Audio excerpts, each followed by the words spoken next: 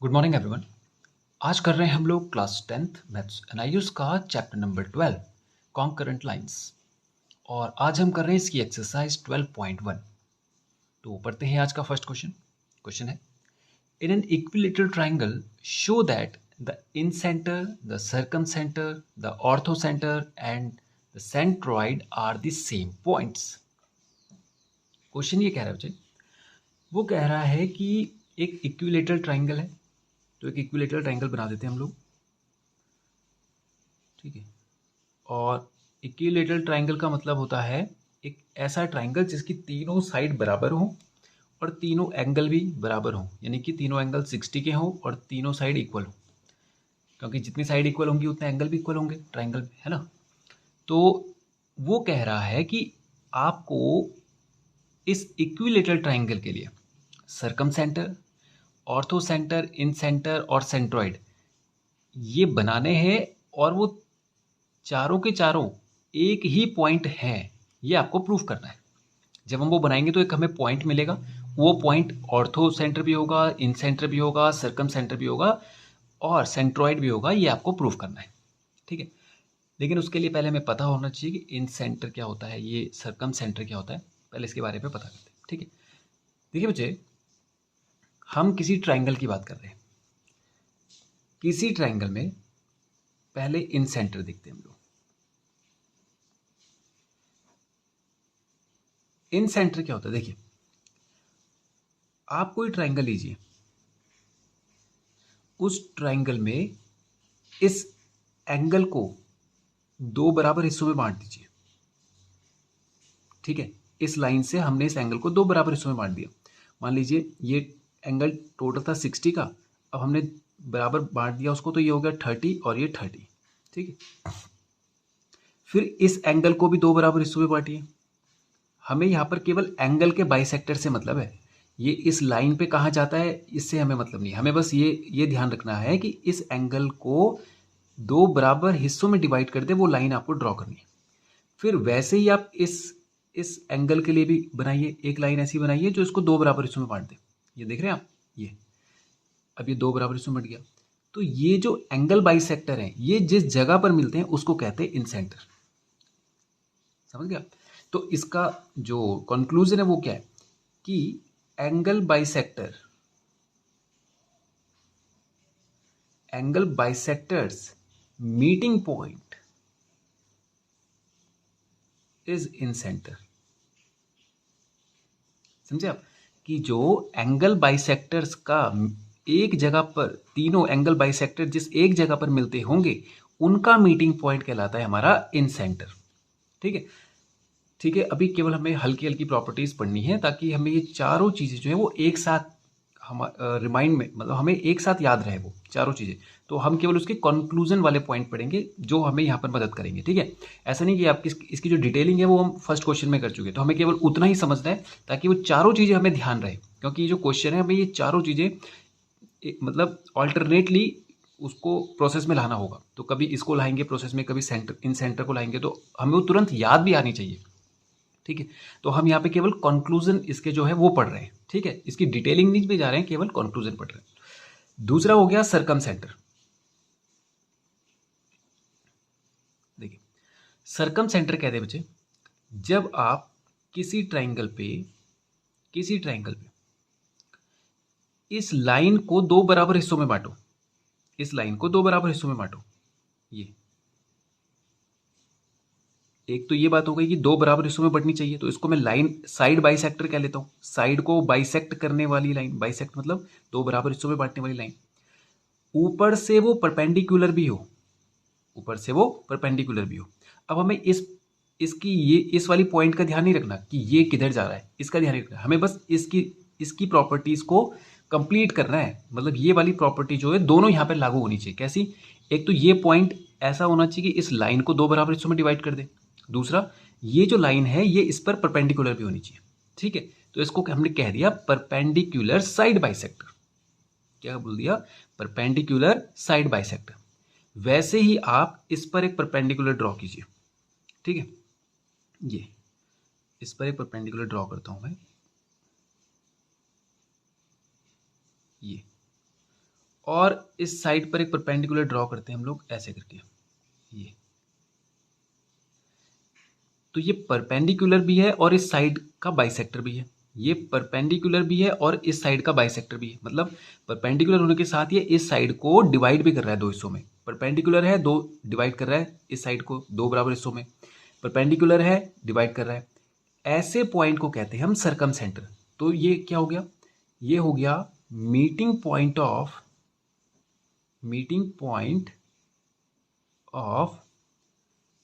perpendicular side bisectors of a triangle,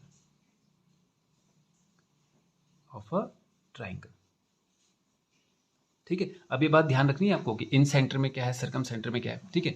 एक बार और इसको रिमाइंड करेंगे। अब ऑर्थो सेंटर पे आ जाते हैं। देखिए ऑर्थो सेंटर होता है एक ट्राइंगल लीजिए और आपको वर्टेक्स से इस बार परपेंडिकुलर ड्रॉ करना है। ध्यान दीजिएगा, इस वाले में परपेंडिकुलर ड्रॉ करना था केवल साइड पर, वो वर्टेक्स से हो, वर्टेक्स मतलब इस कोने से हो ये नहीं कहा था। सर्कम सेंटर में वो कोने से हो जाए तो कोई बात नहीं, हम ये नहीं कह रहे कि कोने से नहीं होना चाहिए, बट यहां पर ये कंडीशन जरूरी नहीं है, कंपलसरी कंडीशन नहीं है कि कोने से ही उस पर परपेंडिकुलर होना चाहिए। यहां पर है वो कंडीशन कि वो इसके वर्टेक्स से ही परपेंडिकुलर होना चाहिए साइड के लिए, इस साइड के लिए वो परपेंडिकुलर होना चाहिए और वर्टेक्स से होना चाहिए। तो यहां पर दो कंडीशन क्या थी, वो बाइसेक्टर होना चाहिए और परपेंडिकुलर होना चाहिए। यहां पे कंडीशन क्या है कि वो वर्टेक्स से होना चाहिए और इस साइड पे परपेंडिकुलर होना चाहिए, ठीक। वैसे ही हमने इस वर्टेक्स से एक परपेंडिकुलर यहां ड्रॉ किया, ये बन गया। वैसे ही इस वर्टेक्स से यहां परपेंडिकुलर, तो इनका जो मीटिंग पॉइंट होगा वो कहलाएगा हमारा ऑर्थो सेंटर। तो ये क्या हो गया, meeting point of perpendicular of side from the vertex, vertex से साइड पर परपेंडिकुलर का जो मीटिंग पॉइंट होता है वो कहलाता है हमारा ऑर्थो सेंटर, ठीक है। ठीक है, अब नेक्स्ट देखते हैं हम लोग सेंट्रॉइड। सेंट्रॉइड कहते हैं, ये हमने एक ट्राइंगल लिया, चलिए यही वाला ट्राइंगल ले लेते हैं लोग। एक ट्राइंगल लिया हमने और वर्टेक्स से इस पे मीडियन डाला। मीडियन का मतलब होता है सामने वाली साइड को दो बराबर हिस्सों में बांट दे रहा। वो परपेंडिकुलर होकर बांटे ये नहीं कहा है, केवल साइड को बांट दे। मतलब जैसे कि मान लो एक हम ये वाला ट्राइंगल बना देते हैं, तो आपको दिख रहा होगा कि इस साइड को अगर डिवाइड करना है इक्वली यहाँ से, तो वो कहीं यहाँ कहीं आएगा वो पॉइंट, दिख रहा है आपको आधे पे। इस साइड को दो बराबर हिस्सों में बांट दिया, तो ये देख रहे हैं आपको, ये सीधा तो नहीं है। तो हमें यहाँ पे इसके सीधा होने से मतलब नहीं है, हमें यहाँ पर इसके मीडियन होने से मतलब है। और मीडियन का मतलब होता है वर्टेक्स से जाने वाली लाइन सामने वाली साइड को दो बराबर हिस्सों में बांट दे। तो सेंट्रॉइड में क्या होगा, एक मीडियन आपने ये ड्रॉ किया, दूसरा मीडियन यहाँ से गया ये, और तीसरा मीडियन यहाँ से गया ये। तो मीडियन का मीटिंग पॉइंट, तो ये क्या हो जाएगा, मीटिंग पॉइंट ऑफ मीडियंस। और मीडियंस कहते हैं वर्टेक्स से जाने वाली वो लाइन जो सामने वाली साइड को दो बराबर हिस्सों में बांट दी। देखिए कंडीशन सब अलग अलग हैं, काफी सिमिलर लग रही हैं। यहां पर वर्टेक्स से लाइन जा रही थी, वर्टेक्स से लाइन जा रही थी, वो इस पर परपेंडिकुलर थी। हमने ये नहीं कहा था कि ये इसको बराबर हिस्सों में बांट दी। तो ये वर्टेक्स से जा रही है, ये भी वर्टेक्स से जा रही है, तो यहाँ पर ये दो प्रॉपर्टीज मिलती है। अब इन दोनों में देखिए, ये परपेंडिकुलर है, यहाँ पर भी परपेंडिकुलर है, ये दोनों प्रॉपर्टीज मिलती है। इन सेंटर में क्या है कि एंगल बाइसेक्टर है, यानी वो इस एंगल का बाइसेक्टर होना चाहिए, इस एंगल का बाइसेक्टर होना चाहिए वो। तो ये भी वर्टेक्स से ही जाएगा, ये भी वर्ट। तो ऐसे कुछ कुछ प्रॉपर्टीज मिलती है, लेकिन उनमें जो डिफरेंस है वो आपको क्लियर रहना चाहिए। डिफरेंस क्या है उनमें, कि इसमें जो डिफरेंस है कि सामने वाली साइड को तो बांटना चाहिए। जैसे हमने यहाँ पे क्या कहा था कि सामने वाली साइड को दो बराबर हिस्सों में बांटने वाली एक साइड है, बराबर हिस्सों में बांटने वाली एक लाइन है, लेकिन वो परपेंडिकुलर भी होनी चाहिए। तो यहाँ पर परपेंडिकुलर का रूल नहीं है, ये इनमें डिफरेंस है कि ये भी दोनों बराबर हिस्सों में बांट रही है, लेकिन ये इस पर परपेंडिकुलर नहीं है। ये दोनों बराबर हिस्सों में बांट रही है, लेकिन ये इस पर परपेंडिकुलर है। ये वर्टेक्स से जा रही है तब बराबर बांट रही है, ये वर्टेक्स से जाए जरूरी नहीं है, ये बिना वर्टेक्स के भी इसको बराबर बांट रही है। तो कुछ चीजें हैं जो आपको इनमें जो सिमिलैरिटीज हैं और जो डिसिमिलैरिटीज हैं उनका आपको ध्यान रखना है, ठीक है। तो क्या हो गया, एक बार ओवरव्यू करते हैं। इन सेंटर वो हो गया, इन सेंटर वो हो गया जो एंगल बाइसेक्टर के मिलने से बनता है, एंगल बाइसेक्टर के, यानी एंगल को बाइसेक्ट करना है, यानी यहाँ पे एंगल को डिवाइड करना है इक्वल पार्ट में। ये केवल इसी में हो रहा है जहां पर एंगल डिवाइड हो रहा है। बाकी देखिए यहाँ पर साइड डिवाइड हो रही है, दिख रहा है आपको, यहाँ पे साइड डिवाइड हो रही है, यहाँ पर भी साइड डिवाइड हो रही है, बस यहाँ पर क्या हो रहा है, एंगल डिवाइड हो रहा है। तो एंगल बाइसेक्टर का मिलने वाला पॉइंट क्या हो गया, इन सेंटर। परपेंडिकुलर साइड बाइसेक्टर का मिलने वाला पॉइंट क्या हो गया, सर्कम सेंटर। परपेंडिकुलर साइड का वर्टेक्स से, साइड पर वर्टेक्स से परपेंडिकुलर का मिलने वाला पॉइंट क्या हो गया, ऑर्थो सेंटर। साइड पर वर्टेक्स से परपेंडिकुलर जो होगा उनके मिलने वाला जो पॉइंट होगा वो ऑर्थो सेंटर होगा। देखिए वर्टेक्स से जाना चाहिए साइड पर परपेंडिकुलर होना चाहिए, वर्टेक्स से जाना चाहिए साइड पर परपेंडिकुलर होना चाहिए, उनका मिलने वाला पॉइंट क्या कहलाएगा, ऑर्थो सेंटर। और सेंट्रोइड क्या हो गया, मीडियन का मिलने वाला पॉइंट। लेकिन उसके लिए मीडियन पता होना चाहिए। मीडियन होता है वो जो वर्टेक्स से जाए और सामने वाली साइड को दो बराबर हिस्सों में बांट दे। तो ये चार चीजें इस क्वेश्चन में ये कही गई थी कि आप एक इक्विलेटरल ट्रायंगल बनाइए। ठीक है, तो हमने एक इक्विलेटरल ट्रायंगल बनाया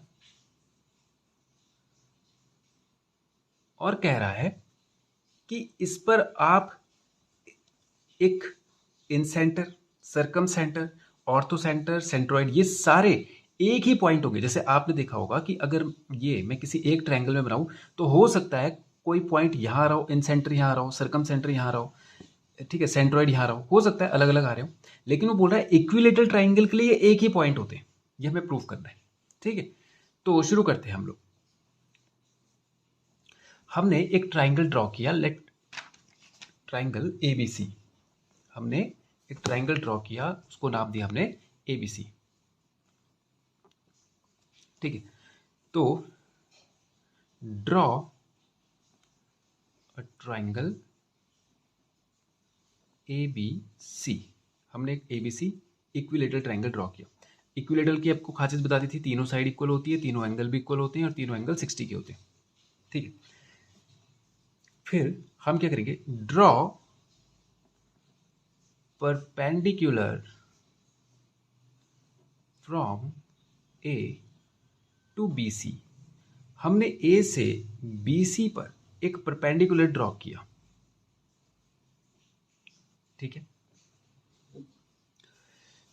ठीक है, इसको नाम दे देते हैं हम लोग ए बी सी डी।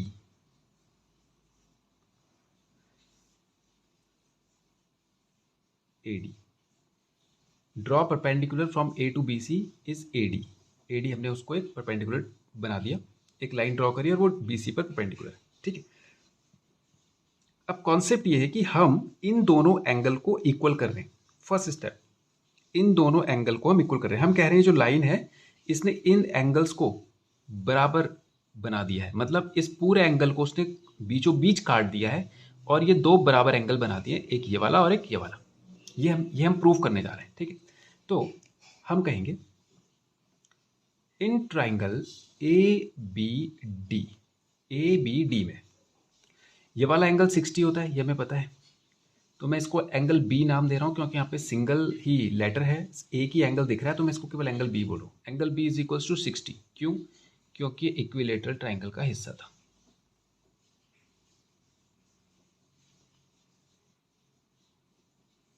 ठीक है, एंगल ए डी बी, अब देखिए डी पे दो एंगल है इसलिए मैं इसको पूरा बोल रहा हूँ। Angle A D B is equals to है 90, क्योंकि हमने ड्रॉ ही 90 किया था। ए डी बी जो ये वाला एंगल है ये कितना है, 90 है। Next angle B A D, मुझे ये वाला एंगल चाहिए, B A D. B A D कितना हो जाएगा, ये हो जाएगा ये वाला एंगल। देखिए ये वाला ट्राइंगल है। अगर आपको ट्राइंगल में दो एंगल पता हो, ये 90 हो गया, ये 60 हो गया, तो तीसरा आप निकाल सकते हो। कैसे, 180 माइनस 60 माइनस 90, या ऐसे कहिए 180 माइनस 60 प्लस 90। 90 प्लस 60 को 180 से माइनस कर दीजिए, तो कितना हो जाएगा, 180 माइनस 9 6 15, 150, यह आ जाएगा 30 डिग्री। तो यह आ जाएगा 30 डिग्री। अब देखिए angle B A D is equals to आ गया 30 डिग्री। अगर बी ए डी 30 डिग्री है तो so that angle D A C is also equals to 30 degree. क्यों, because angle B A C is equals to 60 था। जो angle B A सी था वो भी 60 था, क्योंकि इक्विलेटरल ट्राइंगल था, तो ये पूरा 60 था। जब ये 30 आ चुका है तो ये बचा हुआ ये भी तो 30 होगा। अब जैसे ही ये दोनों 30 हो गए, यदि ये और ये 30, यही तो हम प्रूव कर रहे थे कि हमें ये दोनों एंगल बराबर बताने। तो ये एंगल बनाए किसने है, ये डिवाइड किसने किए, ये किसने किए, ए डी ने किए। सो that A D is an angle bisector. उसने उसको डिवाइड कर दिया, एंगल बाइसेक्टर। सिमिलरली हमने बी से एक और लाइन ड्रॉ करी, ये वाली, और यहां से भी एक लाइन ड्रॉ करी, ये वाली, ठीक है। एक के लिए हमने प्रूफ कर दिया, बाकी को हम लिख देंगे। सिमिलरली बी एम और सी क्यू, इसको ओ नाम दे देते, ये वाला point. Similarly B M and C Q are also angle bisector, वो भी एंगल बाइसेक्टर है।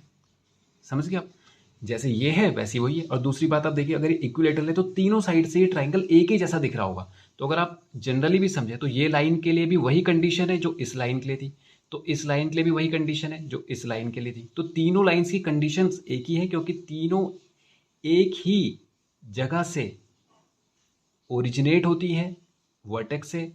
तीनों के लिए एक ही जैसा एंगल है, एक ही जैसी साइड है, उतनी ही दूरी है, तो ये सब तीनों के लिए कंडीशन एक जैसी होंगी। तो हमने कह दिया कि बी एम सी क्यू के क्या है, ये तीनों क्या है, एंगल बाइसेक्टर है।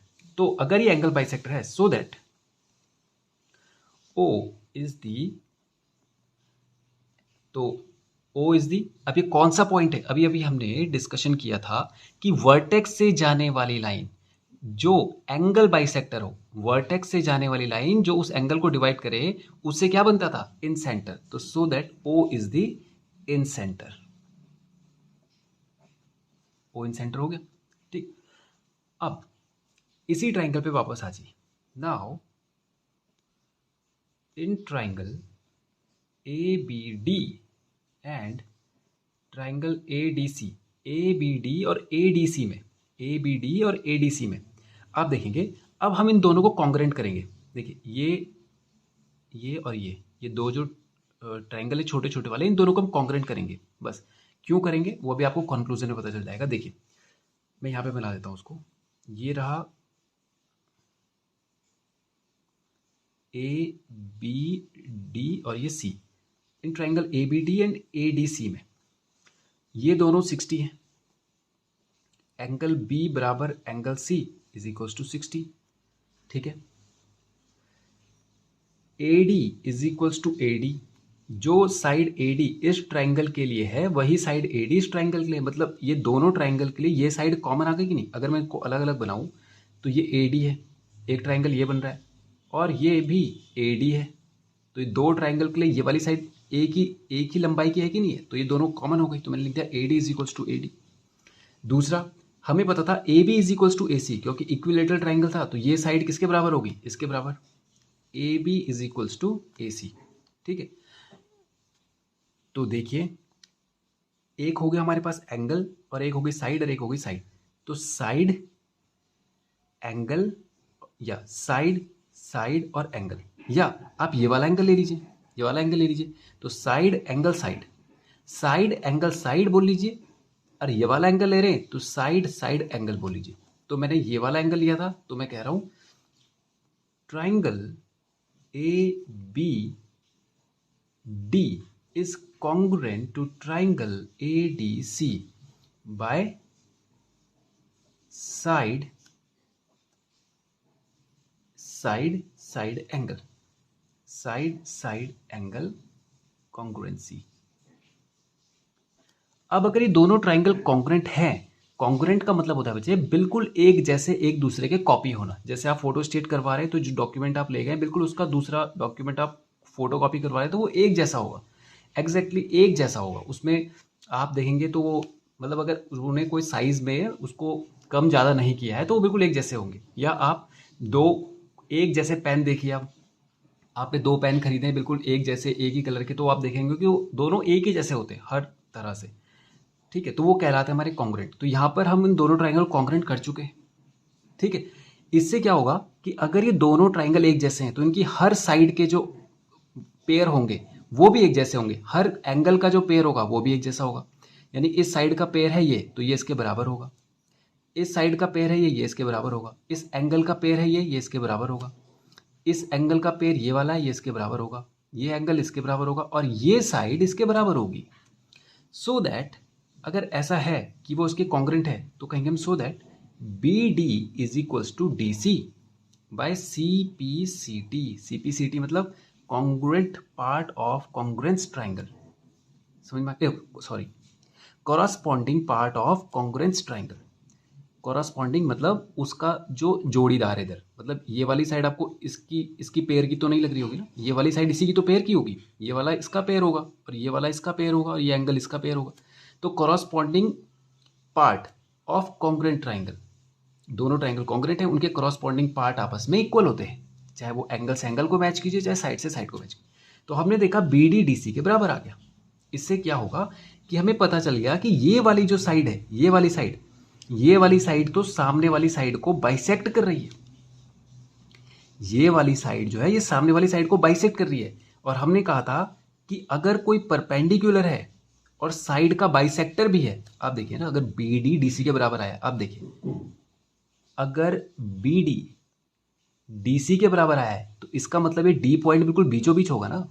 बराबर होने का मतलब ये तो होता है कि अगर ये 5 है, ये 5 है, 5 सेंटीमीटर 5 सेंटीमीटर, तो इसका मतलब ये पॉइंट ऐसी जगह पर आया है कि इसी ने इनको 5 5 में बांटा है। तो मतलब ये जो ए डी है, एक तो ये परपेंडिकुलर था क्योंकि हमने ड्रॉ सबसे पहले किया ही इसे परपेंडिकुलर था, ऊपर से इसका बाइसेक्टर भी हो गया, इसको डिवाइड करने वाला भी हो गया इक्वल पार्ट पे। तो ये ऑर्थो सेंटर की ये सर्कम सेंटर की प्रॉपर्टी लग रही है कि नहीं है। हमने क्या बोला था, साइड का बाइसेक्टर हो प्लस परपेंडिकुलर हो तो वो ऑर्थो सेंटर बनाता है। तो बस यही बात हमने यहाँ पे प्रूफ करनी थी, इसलिए हम इसको कॉन्ग्रेंट करके इन दोनों को एक जैसा बना रहे थे, एक जैसा प्रूफ कर रहे थे, ठीक है। जैसे बी डी डी सी के बराबर हो गया, सिमिलरली फिर जो दूसरी लाइन हमने ड्रॉ करी थी इस पे, ये वाली बी एम और सी क्यू, ये भी वैसी ही है, B M and C Q. Similarly B M and C Q are also perpendicular bisector of side BM किस साइड पे था, AC, AC bisector of AC मतलब BM जो है वो AC का बाइसेक्टर है एंड CQ AB का बाइसेक्टर है respectively.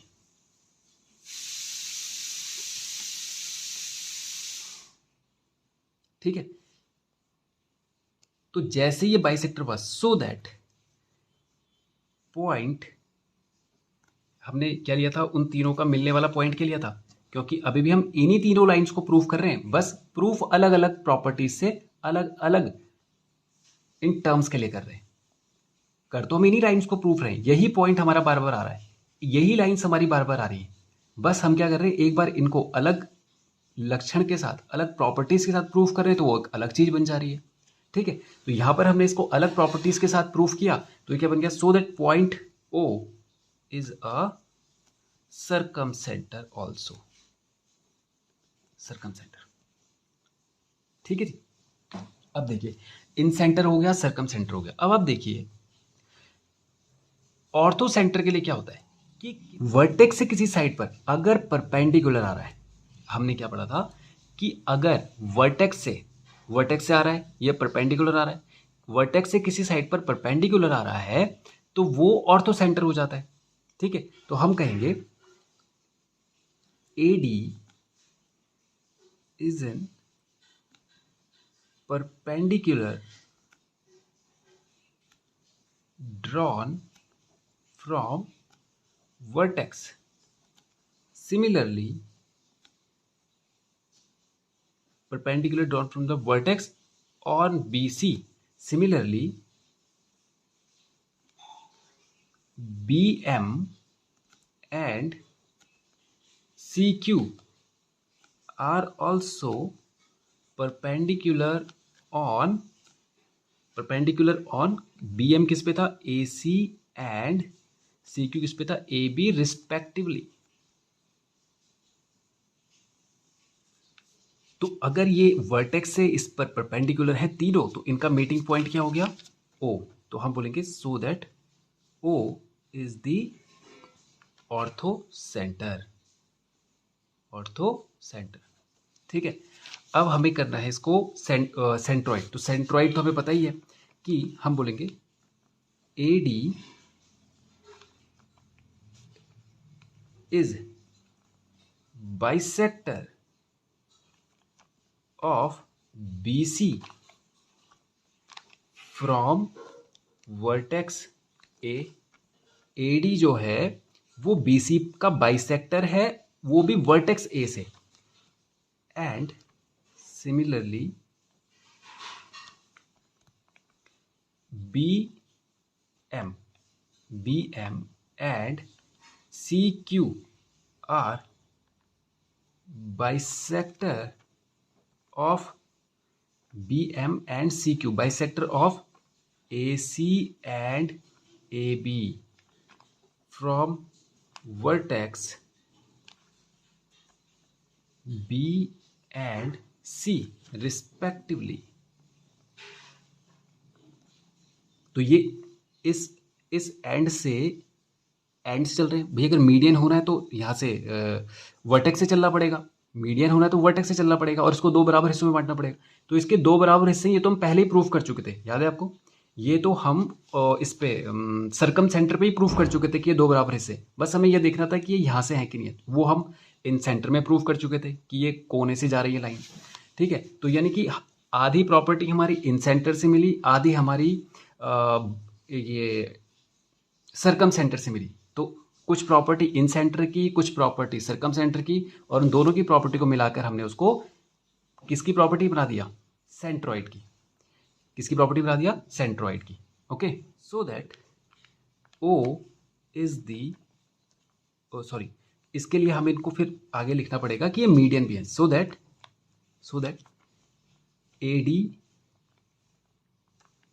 B M and C Q are medians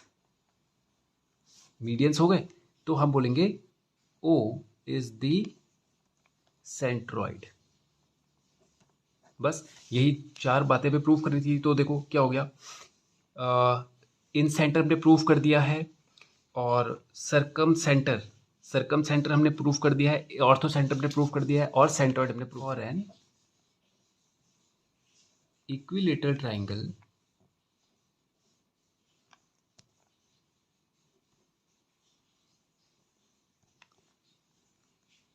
in center, circumcenter, centroid and orthocenter are the same points,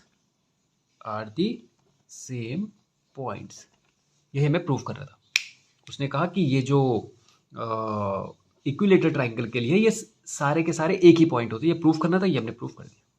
okay, तो ये हो गया बच्चे क्वेश्चन नंबर 2 हमारा कंप्लीट। अब करते हैं क्वेश्चन नंबर 3। पढ़ते हैं बच्चे क्वेश्चन नंबर 3। क्वेश्चन कह रहा है, in an equilateral triangle ABC, एक इक्विलेटरल ट्राइंगल है जिसका नाम है ABC, ये ABC, इसमें G is the centroid. G क्या है, सेंट्रॉइड है। आपको पता है सेंट्रॉइड जो है मीडियन के मिलने से बनता है। ये इक्विलेटरल ट्राइंगल है, ये तीनों इसका मतलब मीडियन होंगे अगर इन्होंने सेंट्रॉइड इसको बोला है। If AG is equals to 4.8, ये आपको दिया है कि 4.8 है यहाँ से यहाँ तक। आपको फाइंड करना है AD, ये पूरा, एंड BE, और ये पूरा, ये भी, ठीक है। तो अभी हम क्वेश्चंस में ये तो प्रूफ कर चुके थे कि ये सारी की सारी साइड हमारी एक ही आ रही थी इक्विलेटरल ट्राइंगल के लिए, लेकिन हम इसको अलग से एक क्वेश्चन कर रहे हैं, तो इसके लिए अलग से हम इसको प्रूफ करेंगे। ओके, तो देखिए, अगर ये एक इक्विलेटरल ट्राइंगल है और ये इसका सेंट्रॉइड है, तो आपको पता है ये जो सेंट्रॉइड होगा यही सरकम सेंटर होगा, यही इसका इन सेंटर होगा, और यही इसका ऑर्थो सेंटर होगा।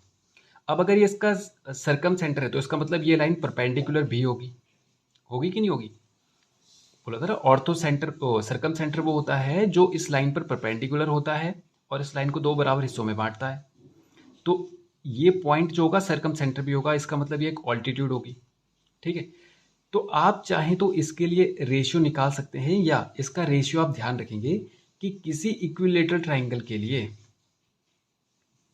किसी इक्विलेटर जो मीडियंस होती हैं, जैसे ये तीनों आपस में मीडियन ही तो है, अगर सेंट्रॉइड बोला है तो ये मीडियन होगी। ये जो मीडियन होती हैं ये जिस पॉइंट पर काटती हैं एक दूसरे को, ये, तो मैं यहाँ पर केवल एक पॉइंट बना रहा हूँ, इन तीनों के मिलने से जो पॉइंट बना है मैं इस पॉइंट की बात कर रहा हूँ। ये इस मीडियन को 2:1 में बांटती है, यानी कि ये जो ये वाला हिस्सा है ऊपर वाला, ये 2 पार्ट्स होगा और ये जो नीचे वाला हिस्सा है ये 1 पार्ट होगा। मतलब अगर ये पूरी लाइन 5 सेंटीमीटर की है तो ये हो जाएगा इसका, सॉरी 2:1 का मतलब 3 पार्ट्स हो गए। जैसे मान लीजिए 3 पार्ट्स हो गए, तो 3 पार्ट्स का मतलब हो गया कि ये ऊपर के 2 पार्ट्स हो जाएंगे और ये वाला 1 पार्ट हो जाएगा। समझे आप? जैसे कि 3 सेंटीमीटर की लाइन है तो इसमें ये 2 सेंटीमीटर का हो जाएगा, ये 1 सेंटीमीटर का हो जाएगा, ये कहने का मतलब। समझे आप? रेशियो का मतलब हो गया कि जितना ये पूरा होगा उस पूरे का 2 हिस्सा तो ये ऊपर वाला रखेगा और 1 हिस्सा रखेगा ये नीचे वाला। यानी कि ऐसा बोल दूं, मैं फ्रैक्शंस की बात करूँ अगर मैं, तो फ्रैक्शंस में जैसे ये हो गया एक चॉकलेट बार हमने बनाया, इसमें 3 बराबर पार्ट हमने कर दिए, तो जो ऊपर वाला हिस्सा है ये 2 पार्ट रखेगा और ये जो नीचे वाला हिस्सा है ये 1 पार्ट रखेगा। समझे आप? तो ये जो जी वाला पॉइंट है, ये सेंट्रॉइड जो होता है वो किसी भी मीडियन को 2:1 में बांट देता है। अब यहां पर देखिए, ये जो एजी वाला हिस्सा था ये इसका 2 पार्ट्स है और ये जो जीडी वाला हिस्सा है ये इसका 1 पार्ट होना चाहिए। यही तो हम कह रहे कि ये जो एजी वाला हिस्सा है ये 2 पार्ट्स और ये 1 पार्ट, तो मतलब 2 पार्ट्स का वैल्यू 4.8 है। समझे आप? तो इसको हम शुरू करते हैं हम लोग। तो हमें पता है मीडियन ऑफ अ ट्राइंगल, हमें यहाँ पे पूरा लिखना चाहिए था, centroid of a triangle divides median in 2:1। यानी सेंट्रॉइड जो होता है, सेंट्रॉइड तो उस पॉइंट को कहते हैं, ये सेंट्रॉइड इस मीडियन को 2:1 में बांटता है। ठीक है, इसका मतलब जो ये वाला हिस्सा है और ये वाला हिस्सा है तो इसको 2:1 में बांटा है। इसका मतलब A G upon G D is equals to होना चाहिए 2:1, 2/1 होना चाहिए। ठीक है,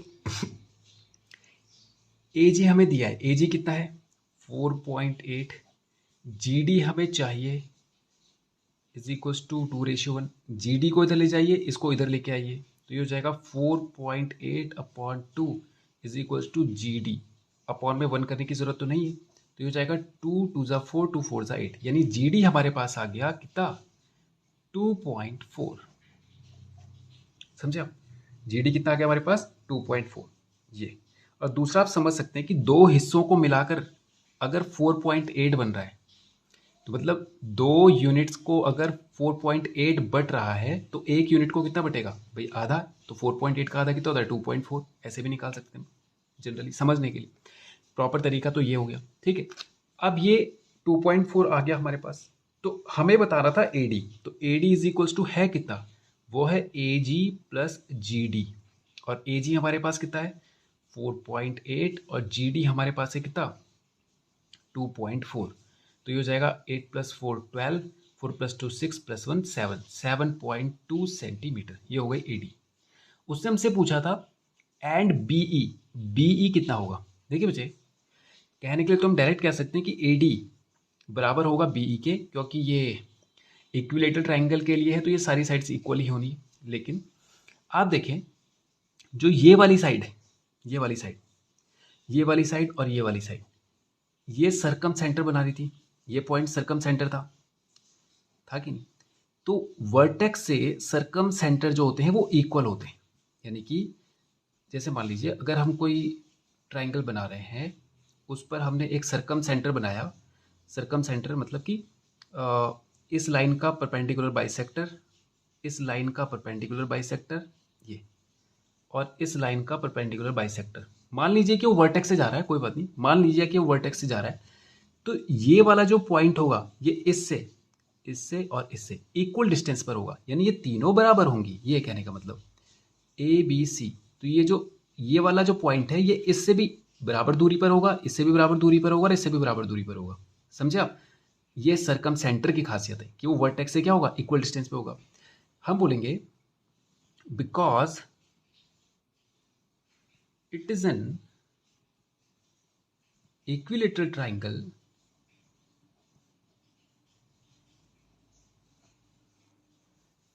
so its centroid is also circumcenter and incenter. Its centroid is also a circumcenter and incenter. मतलब ये इसका circumcenter भी होगा और incenter भी होगा। ये हमें पता है कि इक्विलेटरल ट्राइंगल के लिए वही पॉइंट जो होता है वो चारों चीज़ें बनाता है, इंसेंटर भी, सर्कमसेंटर भी, ऑर्थो सेंटर भी। लेकिन मैंने यहाँ पे इन दोनों को इसलिए लिया क्योंकि इन दोनों से हम इनकी मदद लेंगे एक यहाँ पे इसको इक्वल करने के लिए। तो ये वाली जो साइड होगी, कौन सी वाली, ये वाली बी जी, सी जी और ए जी, ये तीनों बराबर होंगी, so that B G is equals to C G is equals to A G. तो हमें पता चल गया बी जी कितना होगा, बी जी हमें तो बी ई बता रहा था पूरा, तो बी ई बनेगा किससे, बी जी प्लस जी ई से। तो ये हो जाएगा कितना, बी जी हमारे पास आ जाएगा 4.8, क्योंकि ए जी हमें पता था 4.8 है, तो बी जी भी कितना आ गया 4.8। सिमिलरली नहीं कहेंगे, ऑल्सो बाय इन सेंटर। अगर ये इन सेंटर है, इन सेंटर की खासियत होती है कि वो साइड से इक्वल डिस्टेंस पर होता है। जैसे कि ये वाला जो पॉइंट है, वर्टेक्स से इक्वल डिस्टेंस होना तो यहां से नापेंगे, साइड से इक्वल डिस्टेंस होना मतलब यहां से नापेंगे। भैया आप बोल रहे हैं कि ये पॉइंट जो है इस साइड से इक्वल डिस्टेंस है, तो आप यहां से परपेंडिकुलर इसी जगह से तो नापेंगे, आप इसको थोड़ी ना उसको डिस्टेंस बनाएंगे। क्यों? क्योंकि डिस्टेंस कभी टेढ़ा नहीं होता, डिस्टेंस हमेशा सीधा होता है, सीधा एकदम ऑल्टीट्यूड 90 परपेंडिकुलर। तो यहां से डिस्टेंस ये हो गया, इस साइड से डिस्टेंस ये वाली साइड हो गई, और इस साइड से डिस्टेंस ये वाली साइड हो गई कि नहीं हो गई? तो हम बोलेंगे ऑल्सो बाय इन सेंटर कि जी डी बराबर होगा एफ जी बराबर होगा जी ई के। मतलब ये वाला पॉइंट यानी कि जी एफ, ये वाला पॉइंट जी ई और ये वाला लाइन मतलब जी डी, ये तीनों आपस में बराबर होगी, ये इन सेंटर से बराबर होगी, because distance from side of an in-center is equal, यानी in center is equidistant from sides, in center is equidistant from side। तो हमें पता चल गया जी डी एफ जी के बराबर है, जी डी जो है वो एफ जी के बराबर है और जी ई के बराबर है, यानी जी ई किसके बराबर है, जी डी के। और हमें जी डी तो हम निकाल चुके थे, जी डी कितना आ गया, जी डी हमने निकाला था 2.4, तो ये हो जाएगा 2.4। हमें चाहिए था जी ई, वो आ गया 2.4, हमें चाहिए था बी जी, वो आ गया 4.8। तो बी ई बनता है किससे, बी जी प्लस जी ई से, यानी कि 4.8 plus 2.4 is equals to 7.2 centimetre. यही हमें प्रूव करना था। ओके, यही मैं बताना था, प्रूफ नहीं करता, साइड निकाल। ओके, तो ये हो गया क्वेश्चन नंबर 3 भी हमारा कंप्लीट। अब करते हैं हम लोग क्वेश्चन नंबर 4। पढ़ते हैं क्वेश्चन नंबर 4। क्वेश्चन कह रहा है if H is the orthocentre of triangle A B C. अगर किसी ट्राइंगल ए बी सी का, ये कोई ट्राइंगल है ए बी सी,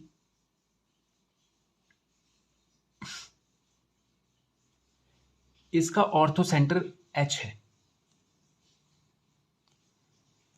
ऑर्थो सेंटर का मतलब होता है बच्चे वर्टेक्स से साइड पे परपेंडिकुलर डालना, यानी इस साइड पे परपेंडिकुलर डालिए, ये वर्टेक्स है, ये आ गया, इस साइड पर परपेंडिकुलर डालिए वर्टेक्स से, ये बन गया, और इस साइड पर परपेंडिकुलर ड्रॉ करेंगे तो वो ये बन गया। इनके मिलने से जो पॉइंट बनता है उसे ऑर्थो सेंटर कहते हैं। वो उसने बोला कि ये एच है, ठीक है। फिर बोलता है शो दैट आपको प्रूफ करना है कि ए जो होगा वो एच बी सी का ऑर्थो सेंटर होगा। क्वेश्चन समझ गया कि वो बोल रहा है कि ये जो ट्राइंगल आपको दिख रहा है ना छोटा वाला, ये एच बी सी, ये वाला, ये एच बी सी का ऑर्थो सेंटर हम निकालेंगे तो वो ये ए पॉइंट होगा। ये आपको प्रूफ करना है, मतलब ये उल्टा सा हो गया कि ए बी सी का तो एच हो गया और एच बी सी का ए प्रूफ करना है आपको। ठीक है, अब देखिए इसके लिए पहले आप इस ट्राइंगल को देखिए बच्चे, इस छोटे से ट्राइंगल को देखिए। ये कुछ इस तरह का ट्राइंगल है, इसका नाम है एच बी और सी। तो एक प्रॉपर्टी है जिसके थ्रू हम इसको डायरेक्ट ही कर सकते हैं। वो प्रॉपर्टी है कि orthocentre of an obtuse angle triangle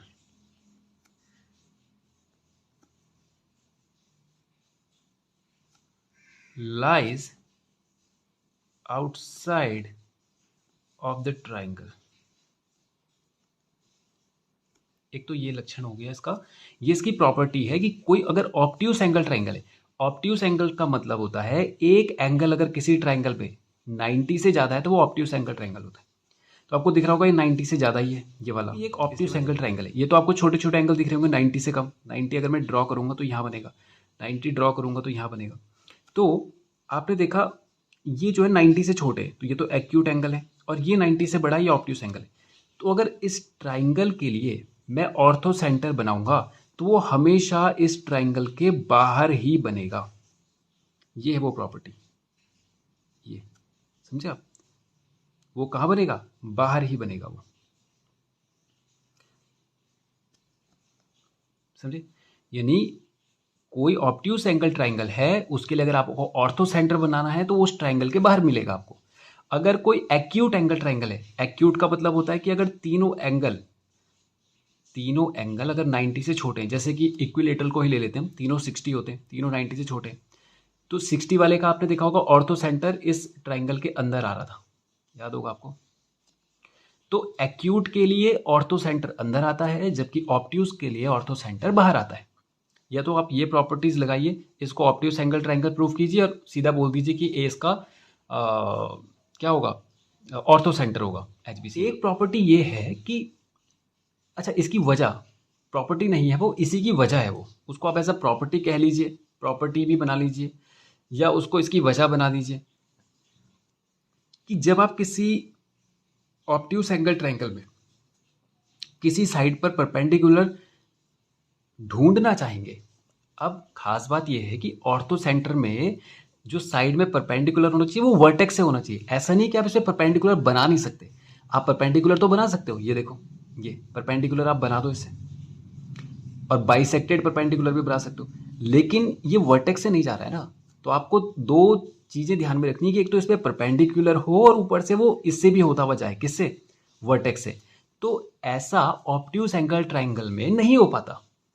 मतलब अगर आपको वर्टेक्स से परपेंडिकुलर ड्रॉ करना है ना इस साइड पे, तो इस ट्राइंगल के अंदर नहीं हो पाएगा वो आपको इस साइड को बाहर बढ़ाना होगा, तब उस पे ड्रॉ हो पाएगा वो, ये समझे?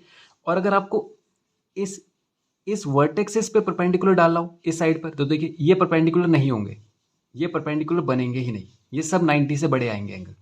तो कहीं पर भी आप वर्टेक्स से एंगल बनाएंगे तो वो सारे 90 से बड़े होंगे। तो अगर आपको इस पर परपेंडिकुलर बनाना है तो आपको उसको बाहर खींचना पड़ेगा, इस साइड को बाहर खींचना पड़ेगा, तब उस पर परपेंडिकुलर डलेगा, और वर्टेक्स से तो जा ही रहा है, समझे आप? तो यही प्रॉपर्टी का इस्तेमाल हम करेंगे और इसको हम प्रूफ करेंगे कि ये क्या है, ये इसका ऑर्थो सेंटर है, समझे आप? तो हम कह रहे हैं in triangle H B C में हमने बोला, इसको नाम भी दे देंगे ए पी क्यू आर। हमने बोला A P is perpendicular on B C पर परपेंडिकुलर है ए पी। तो ये तो क्लियर हो गया कि इस साइड पे तो परपेंडिकुलर मिल गया और वो वर्टेक्स से ही जा रहा है, तो ये परपेंडिकुलर है, वर्टेक्स से जा रहा है, यानी इसके लिए तो हमारी रिक्वायरमेंट पूरी हो चुकी है, मतलब इसके लिए दिक्कत नहीं है। लेकिन इन दो साइड के लिए अब देखिए एक बात और थी, कंप्लीट नहीं हुई थी बात। देखिए अभी मैंने कहा था आपको कि इन दोनों वर्टेक्स से इस पे परपेंडिकुलर ड्रॉ नहीं किए जा सकते, तो ऐसा ऑब्ट्यूस एंगल में दो साइड के लिए होगा, तीनों साइड के लिए नहीं होगा। तीन साइड, तीसरी साइड तो आप देख ही रहे होंगे कि इससे परपेंडिकुलर मिल ही रहा है, हमें अंदर की तरफ से मिल रहा है, इस वर्टेक्स से मिल रहा है, इसी साइड पे मिल रहा है। तो कोई भी दो साइड जो होंगी किसी भी ऑब्ट्यूस एंगल में, उनके परपेंडिकुलर आपको अंदर नहीं मिलेंगे लाइन पर, समझे आप? यानी इनकी लाइन पर परपेंडिकुलर आपको वर्टेक्स से वो अंदर की तरफ नहीं मिलेंगे, बाहर की तरफ मिलेंगे। और ऐसा दो साइड्स के लिए होगा, तीनों के लिए नहीं होगा, क्योंकि आप देखो इस वर्टेक्स से तो इस पर परपेंडिकुलर आ ही रहा है, समझे? तो ये पूरी बात जो है वो ये है कि दो साइड के लिए परपेंडिकुलर आपको अंदर नहीं मिलेंगे, वो बाहर मिलेंगे, किन्हीं भी दो साइड के लिए, वो कोई सी भी हो सकती। तो हमने बोला A P is perpendicular on B C, ठीक है। फ्रॉम बी हमें वर्टेक्स से परपेंडिकुलर डालना है। फ्रॉम बी हमने क्या करा, सी एच को हम थोड़ा सा क्या करेंगे, प्रोड्यूस करेंगे आर तक, या सीधा सीधा लिखते हैं extend B H up to Q. B H को हमने क्यू तक एक्सटेंड किया। ऐसा क्यों किया? जब ये क्यू तक एक्सटेंड होगा, फिर ये जो सी क्यू है ये इस पर परपेंडिकुलर होगा, ठीक है, up to Q, join C Q. फिर हमने सी क्यू को मिलाया, ये सी क्यू को मिलाया। Now C Q is perpendicular on B Q. C Q जो है वो बी क्यू पर परपेंडिकुलर है, या बी क्यू जो है वो सी क्यू पर परपेंडिकुलर है। दोनों बातें क्लियर, एक ही है। दूसरा, अब सी से चलेंगे, extend C H up to R. C H को आर तक मिलाइए और ज्वाइन कीजिए बी आर को। बी आर को ज्वाइन किया। Now B R is perpendicular on C R. समझ गया? तो यानी इस वर्टेक्स से एक परपेंडिकुलर हमारा बी आर जा रहा है, दूसरा परपेंडिकुलर हमारा सी क्यू जा रहा है, समझे आप? तो वर्टेक्स से साइड पर परपेंडिकुलर यही तो है, यही तो हमने कहा था कि वर्टेक्स से जाना चाहिए, साइड पर परपेंडिकुलर होना चाहिए। तो इस साइड पर परपेंडिकुलर यहाँ तो मिलेगा नहीं हमें, तो वो साइड को थोड़ा सा एक्सटेंड करना पड़ेगा। वो यहाँ तक किया तो इस साइड पर ये परपेंडिकुलर हो गया और इस साइड पर ये परपेंडिकुलर हो गया, ठीक है। और ए पी तो परपेंडिकुलर था ही। जॉइन या एक्सटेंड परपेंडिकुलर्स, कौन से परपेंडिकुलर्स, कौन कौन से हमारे? बी आर को एक्सटेंड कीजिए, एंड या बी आर, ये वाला, ये क्या हो गया, C Q B R and H P या P H, and joins them, they meet at A। ये सारे के सारे कहाँ पर मिलते हैं? जब आप इसको बढ़ाएंगे तो ये A पर मिलेंगे, इसको बढ़ाएंगे तो ये A पर मिलेंगे, और इसको बढ़ाएंगे तो ये दोनों और ये तीनों ये कहाँ पर मिल रहे हैं? A पर मिल रहे हैं। they meet at A so that A is the orthocenter of H B C, क्योंकि ये तीनों जो परपेंडिकुलर हमने बनाए थे ये एच बी सी के लिए ही बनाए थे। ये इस साइड पर परपेंडिकुलर था इस वर्टेक्स से, ये इस साइड इस वर्टेक्स से परपेंडिकुलर था इस साइड पे, और ये परपेंडिकुलर था इस वर्टेक्स से इस साइड पर, जो कि एच बी सी का पार्ट है। So that A is the orthocentre of H B C. ये होगी बात इसकी प्रूफ। ओके, तो ये हो गया क्वेश्चन 4 भी कंप्लीट। करते हैं क्वेश्चन नंबर 5। पढ़ते हैं क्वेश्चन नंबर 5। आपको यहाँ पर ऑप्शंस दिए गए हैं, यानी एमसीक्यूज दिए गए हैं। Choose the correct answer out of the given alternatives. आपको इनमें से जो सही वाला ऑप्शन है वो सेलेक्ट करना है। बोल रहा है in a plane the point equidistance from vertices of a triangle is called its. वो बोल रहा है कोई प्लेन है,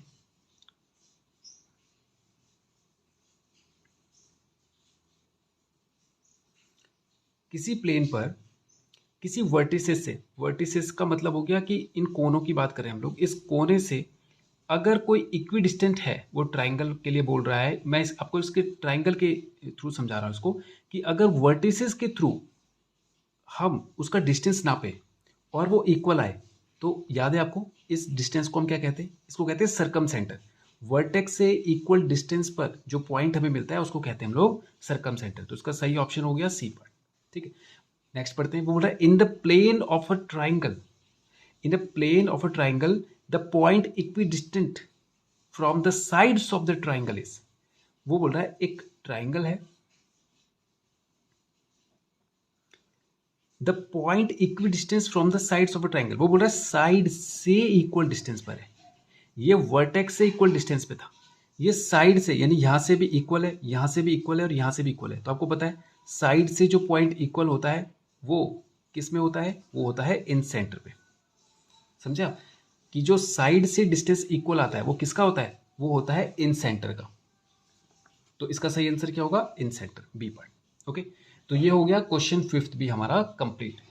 तो ठीक है, इसी के साथ ये एक्सरसाइज भी फिनिश होती है और ये चैप्टर भी हमारा कंप्लीट होता है। तो आज की वीडियो में इतना ही करते हैं और नेक्स्ट वीडियो में करेंगे इसके आगे के क्वेश्चन। Thank you.